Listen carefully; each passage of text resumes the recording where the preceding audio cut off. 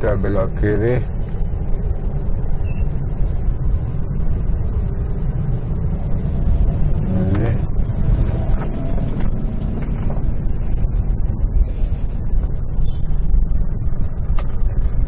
Ini adalah Jalan Tupai.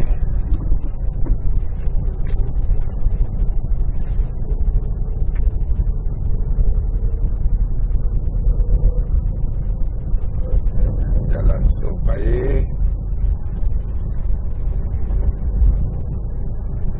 Ini juga bukan jalan utama, karena jalan utamanya itu adalah Jalan Veteran.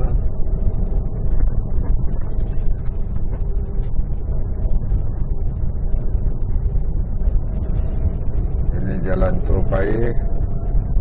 Terus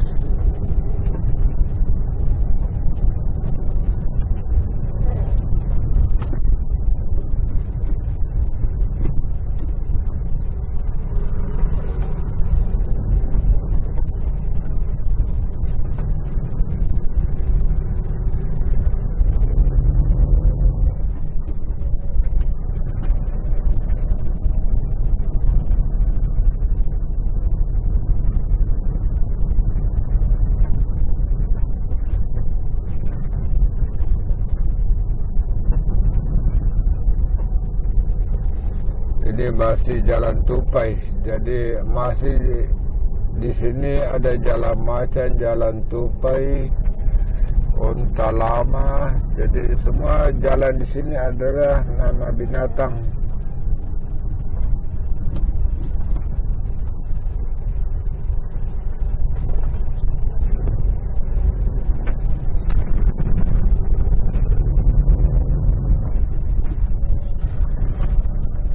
Ini masih Jalan Tupai. Kita telusuri ini Jalan Tupai.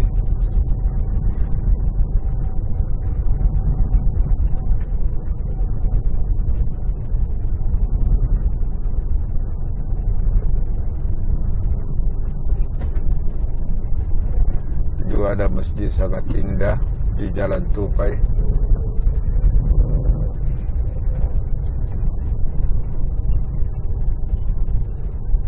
Ini memotong Jalan Onta Lama.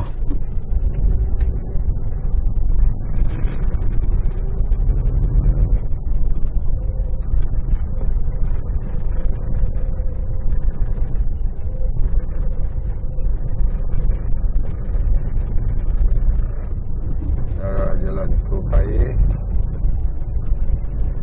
Ada bangunan besar ini.